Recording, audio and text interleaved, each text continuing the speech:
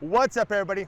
Every few years a bike comes out, and instead of being revamped with just bold new colors and absolutely no changes, the bike comes out a completely new bike that the motorcycle industry cannot avoid.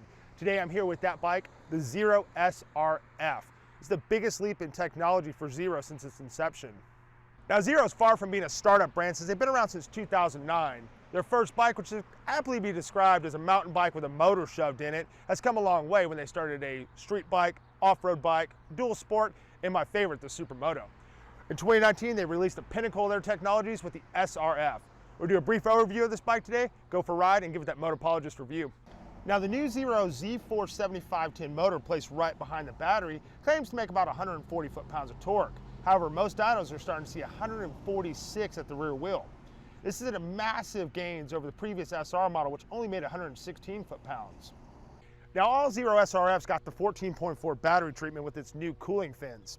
However, only the premium model gets the 6 kilowatt battery charger. You can actually daisy link another 6 kilowatts for a total of 12 if you don't care as much about storage and you care more about charge times.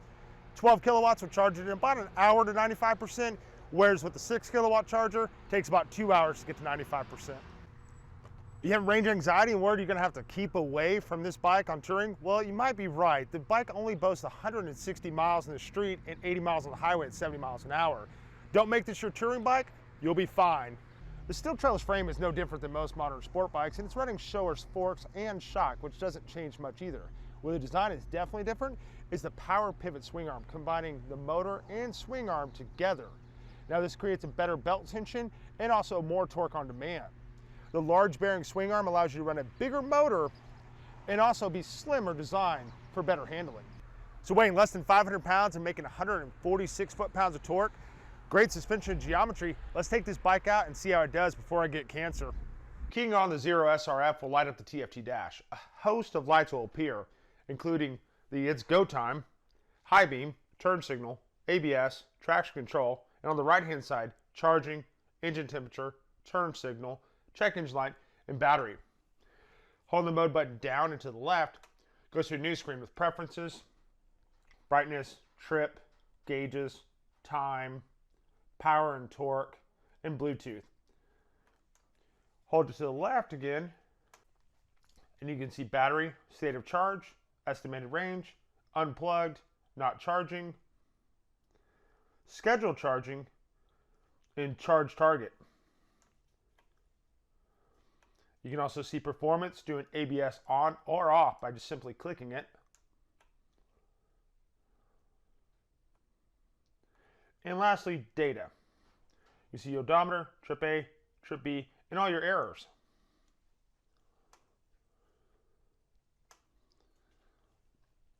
With the kill switch off and the side stand up, you can select what mode you want to be in from 5 different ones: rain, eco, street, sport, and custom. You can also hold it down to the right and change street, sport, and rain, or off on traction control. Also visible is battery temperature, motor temperature, state of charge, and possible range till you start walking. The Zero app actually Bluetooths to the bike itself via your phone. You can click on the settings up here, log in, settings, locate charging stations, roadside assistance, owner support, etc., etc. The main screen will show you your unplugged and your percentage, or if you're plugged in, it'll tell you that as well. Current ride mode, last captured ride, and the latest news. You can also check your battery manager, current range, full range, charge time, charge rate, etc., target notifications. You can also manage your scheduling, your charging. So if you want to charge it at certain times, you can do that as well. Under performance, you can see the ride modes. You have your rain, eco, street, sport, and custom. You can also create your new ride mode. I created my own called Super. Change the max speed, the power, torque, regeneration for brake and neutral. It's all set upable. You can also go to dashboard settings and change where you want everything to be. Quadrant A be battery temperature, or you can change it out for a number of things. You can check your firmware, your motorcycle logs, and your system messages. Under data, you can actually start ride capture and complete your ride, see how it went, see where you used up most of your battery, see where you're doing most of your regen, all on display right there. It also shows you your total energy used, average efficiency, money saved versus gas, CO2 reduced. It is legit. Removing the noise from the ride is an experience of its own. I still find myself making two-stroke noises and Formula One sounds on my helmet. Aside from the regen sound, the Zero remains completely quiet thanks to its direct drive setup and belts heading towards the rear tire. You can also switch through 5 different modes and 3 different traction control settings to aid in the event of weather change, or the opposite, and assist you with that wild hair power lust you just found. Using the phone application, you can set up your own mapping and switch to dictating how much regen or power you want. This is also nice because a novice rider can set up power low, and as they get better at riding, slowly up that. Once in full sport mode, the acceleration is quick and the sub 500-pound chassis moves out slightly, lifting the front wheel. A shortened miles to walking is expected with a huge current draw found while riding on the highway on any electric. The SRF still boosts around 80 miles if you can fathom the idea of not throttling past 70 miles an hour. A very hard objective to do as the bike provides plenty of torque on demand. The body position is very comfortable, and if it wasn't for the fact that the 14.4 kilowatt battery has a finite amount of juice to give, this could easily be a weekender bike to put some serious miles on. The dashboard is very informative and actually gives battery and motor temperature. Although the preset limit on the motor temperature is around 220 degrees, the magnets will actually stay intact up to 400 degrees. While 490 pounds seems like a lot for a bike regarded as a flagship unit, and especially heavy when compared to the Japanese and Italian leader bikes, the SRF wears its weight quite well, and throwing it in a corner requires minimal effort. A lot less effort than a certain electric I rode tipping the scales at more than 650 pounds. The Showa suspension combined with the power pivot rear swing arm handled more than I could push on the street before the Diablo Rosas would have given up. While the name doesn't ring a bell, the J1 braking system is actually used by the Kawasaki Superbike team. The 146 foot-pounds of torque quickly erupts when needed and gets you to the next corner quickly and exits just as fast.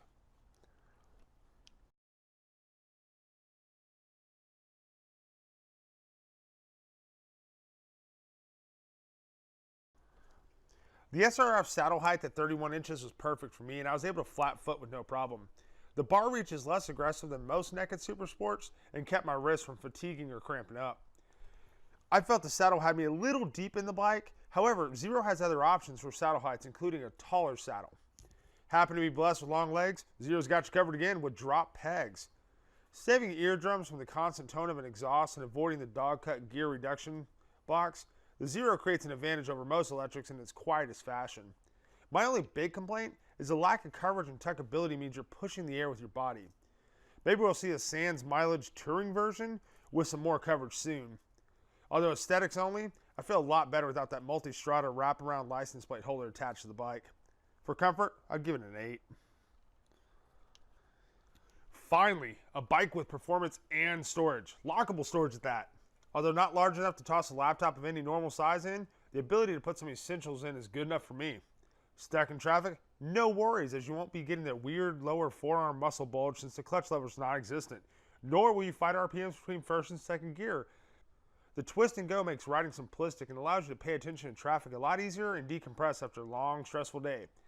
Once traffic does free up, reeling the throttle towards you releases a Class 0.5 hyperdrive feeling as the RPM skyrocket on the TFT dash. For commuting, I'd give it an 8. Some riders foolishly believe loud pipes and bright flash lights will save you. The truth is, being a better rider will save you, and Zero provides none of the sights and sounds others do. This pushes the rider to learn how to ride defensively. When in trouble, the motor's torque comes on strong and easily navigates you around blind spots and out of harm's way. The ease of riding once again comes in handy as quick turns and stoplight to stoplight traffic plague city riding, but the SRF handles it just fine. For in-town riding, I'd give it an 8. Even though the SRF has a comfortable body position, highway riding can be a little fatiguing as you have no adequate protection. There's no windscreen to duck behind, and there's nothing to push the air above your helmet. It does push big torque numbers and has decent highway mileage. A top end of about 125 miles an hour and the bike is still stable. For highway riding, I'd give it a 7. The SRF did its best to avoid the Freshman 15, however still increased over 80 pounds from the predecessor SR model. The 180 series Diablo Rosso 3s are great for commuting and have a decent life expectancy. However, when the tires are cold, it's dangerously scary. But even when warmed up, I wasn't confident as the SRF's torque comes on quick and can sometimes overpower the rear tire. Riding on the street makes it difficult to push past the limits of the Showa suspension, but I would love to see Zero offer upgraded suspension and wheels for the track day guys.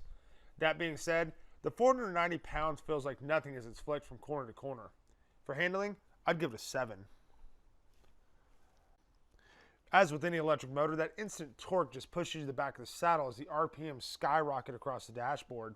The lack of shifting, the power band, and being able to select how much power you want means you can create a rocket ship or have it as docile as you'd like it to be.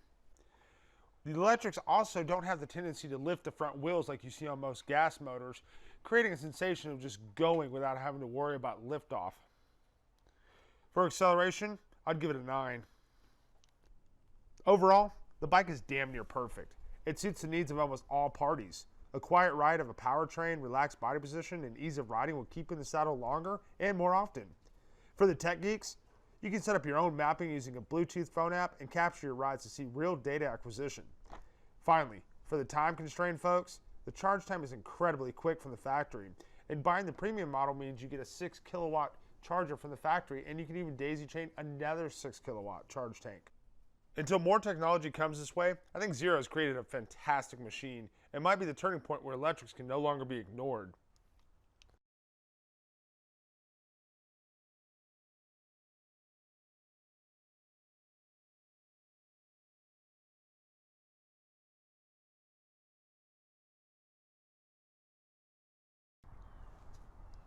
Thanks for watching, everyone, and remember, ride fast, take chances, and click subscribe.